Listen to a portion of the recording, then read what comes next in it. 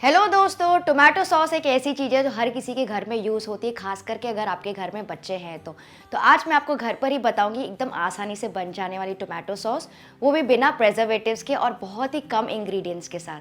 तो चलिए देखते हैं। तो ये होममेड टोमेटो सॉस बनाने के लिए यहाँ पे मैंने बढ़िया से एकदम लाल वाले 1 केजी टमाटर लिए, मतलब ये 1 किलो टमाटर है और टमाटर आजकल सीज़न में भी हैं और बहुत सस्ते मिलेंगे, तो आप ये टोमेटो सॉस ज़रूर बनाइएगा घर पे।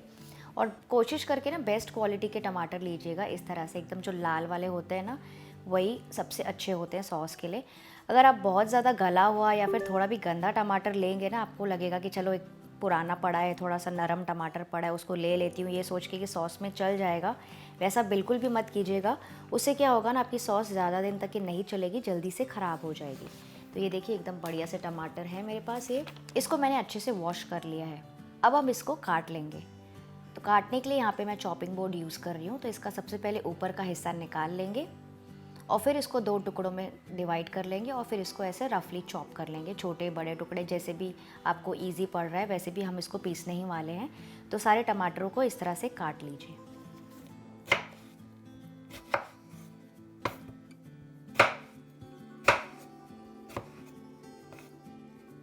तो इन टमाटरों को काटने के लिए मैं यूज़ कर रही हूँ ये वाला चॉपिंग बोर्ड। ये बहुत ही स्टर्डी चॉपिंग बोर्ड है जो कि इको फ्रेंडली है और आप इसे यहाँ से होल्ड भी कर सकते हैं, इसकी बहुत ही अच्छी ग्रिप है। ये देखिए जैसे अब मैं बता रही हूँ।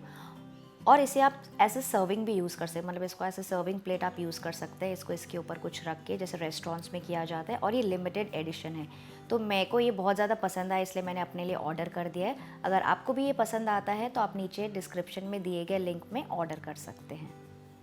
तो ये देखिए सारे टमाटर रफली चॉप हो गए हैं। अब हम इसको पकाएंगे, तो आप चाहें तो इसके लिए पैन भी यूज़ कर सकते हैं, लेकिन मैं इसको जल्दी पकाने वाली हूँ प्रेशर कुकर में। तो प्रेशर कुकर लिया है मैंने यहाँ पे और इन सारे टमाटरों को प्रेशर कुकर में ट्रांसफ़र कर लेंगे। और इसके साथ ही मैं डाल रही हूँ 1 से 2 टुकड़े बीट रूट के। तो ये कच्चा बीट रूट है, बॉइल्ड नहीं है। ये बीट रूट का मैंने 1 से 2 पीस डाले हैं। वैसे ये ऑप्शनल है, लेकिन इससे बहुत ही बढ़िया कलर आता है सॉस में, बिल्कुल मार्केट जैसा। आप चाहें तो इसको स्किप करके 2 से 3 कश्मीरी लाल मिर्च भी यूज़ कर सकते हैं थोड़े से कलर के लिए। फिर मैं इसमें डाल रही हूँ बस 1 कली लहसुन की और एक छोटा सा टुकड़ा अदरक का फ्लेवरिंग के लिए। इन दोनों से बहुत ही बढ़िया फ्लेवर आता है सॉस में। वैसे आप चाहें तो लहसुन भी स्किप कर सकते हैं, लेकिन लहसुन क्योंकि एक ही डाल रहे तो डालिएगा, अच्छा फ्लेवर आता है। क्योंकि कुछ लोग सिर्फ अदरक पसंद करते हैं अपने सॉस में, तो आप अपने हिसाब से यूज़ कर सकते हैं जो भी आपको यूज़ करना है। मैं आज दोनों अदरक लहसुन यूज़ कर रही हूँ।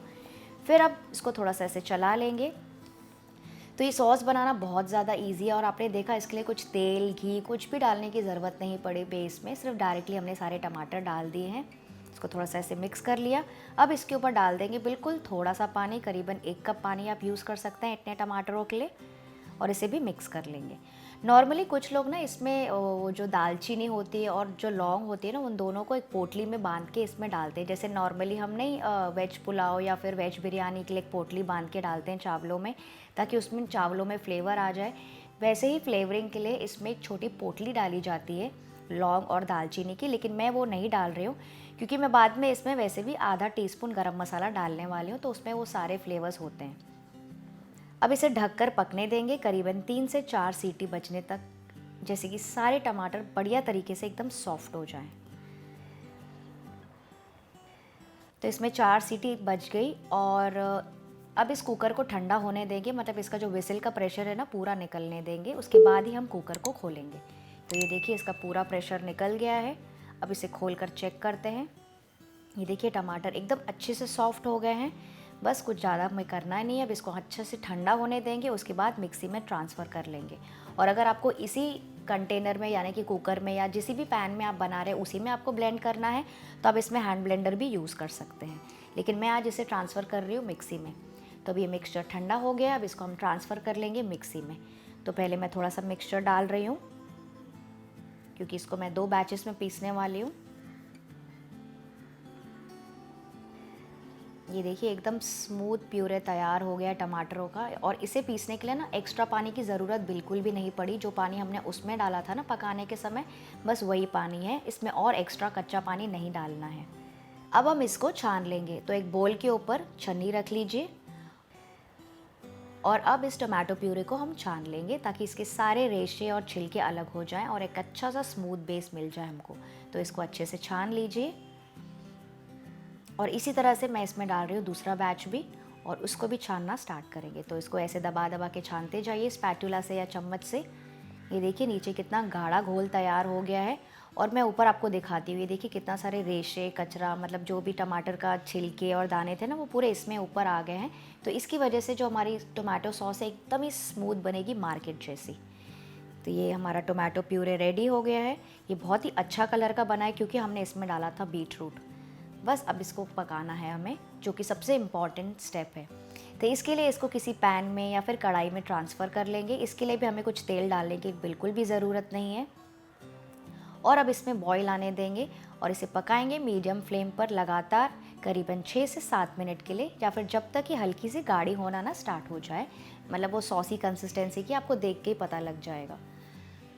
तो मैंने इसे करीबन 6 से 7 मिनट के लिए बॉईल किया। ये हल्की सी गाढ़ी हो गई है, ये देखिए अच्छी सी पकते पकते थोड़ी सी कम भी हो गई है। तो ये देखिए थोड़ी गाढ़ी हो गई है। तो इस वक्त इसमें हम डाल देंगे नमक करीबन 1 टीस्पून।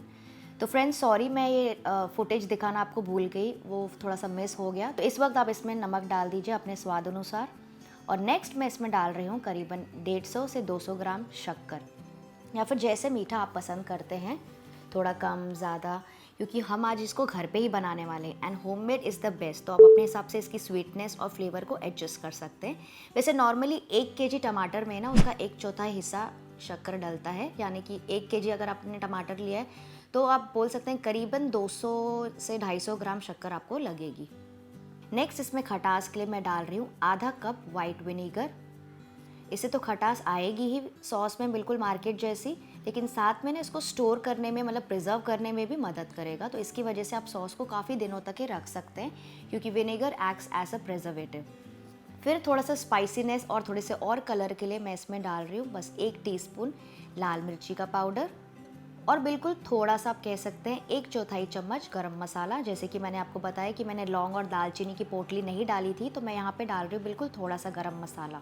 इन सारी चीज़ों को मिक्स कर लेंगे और इसको थोड़ी देर और पकाएंगे। तो आपने देखा हमने यहाँ पे सारे फ्लेवर्स ऐड कर दिए, सॉल्ट, शुगर, विनेगर जो कि नमकीन और एकदम खट्टा मीठा फ्लेवर देगा, और हल्की सी स्पाइसीनेस के लिए हमने यूज़ किया इसमें लाल मिर्ची पाउडर और गरम मसाला। तो ये सारे फ्लेवर्स एकदम परफेक्ट बैलेंस देगा हमारी सॉस को। तो ये देखिए पकते पकते सॉस काफ़ी गाढ़ी हो गई है, तो करीबन 10 मिनट हो गए मुझे इसे पकाते पकाते। अब ये सॉस रेडी हुई है या नहीं कैसे पता चले, तो इसके लिए हम एक टेस्ट करेंगे। एक छोटी सी प्लेट ले लीजिए और इसमें थोड़ा सा मिक्सचर ऐसे डालकर देखिए और फिर उस प्लेट को ऐसे स्लोप करके देखिए। तो जब आप स्लोप करेंगे तो आपको दिखेगा कि साइड से ये पानी छूट रहा है, मतलब ये जो कच्चा कच्चा पानी है ना वो साइड से छूट रहा है अभी तक।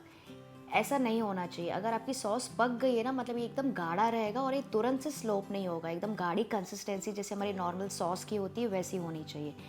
तो इस वक्त ये पकी नहीं है, इसको हम और पकाएंगे करीबन 4 से 5 और मिनट के लिए, या फिर जब तक एकदम गाढ़ी कंसिस्टेंसी की ना हो जाए कि साइड में से पानी ना छूटे। तो मैंने इसे 4-5 मिनट के लिए और पकाया था। तो चलिए फिर से चेक करके देखते हैं। फिर से मैंने प्लेट में ये थोड़ी सी सॉस ले ली है और ये ना पहले से काफ़ी गाढ़ी हो गई है। ये देखिए जब मैं इसको थोड़ा सा स्लोप कर रही हूँ तो साइड में से पानी नहीं छूट रहा है। और इस वक्त भी अगर आपको लगे कि आपका थोड़ा सा पानी छूट रहा है तो आप इसे 1 से 2 और मिनट के लिए पका सकते हैं। तो मेरे केस में ये सॉस काफ़ी गाढ़ी हो गई है, ये देखिए। तो बस मैं इसे 1 से 2 और मिनट पका दूंगी।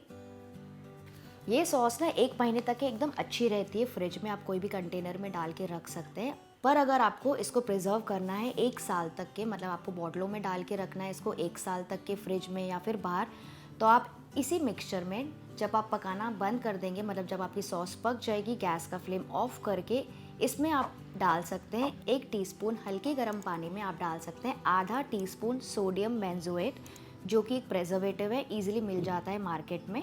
तो आप लास्ट में सॉस में डाल सकते हैं मिक्स करके पानी में। और ये जो सॉस है ना ये काफ़ी गाढ़ी हो जाती है ठंडा होने के बाद भी। तो बस मैं इसका ठंडा होने का वेट करूँगी और फिर ट्रांसफ़र कर लूँगी किसी भी बॉटल्स में या जार में। तो चलिए हमारी सॉस रेडी हो गई। मैं आपको एक कटोरी में ट्रांसफ़र करके दिखाती हूँ। ये देखिए एकदम गाढ़ी कंसिस्टेंसी की सॉस बनी है, आपको देख के ही पता चल रहा होगा, बिल्कुल वैसे ही लग रही है जैसे कि मार्केट में मिलती है। और इसमें हमने कुछ भी प्रिजर्वेटिव भी नहीं डाला है और एकदम परफेक्ट लाल कलर भी आया है।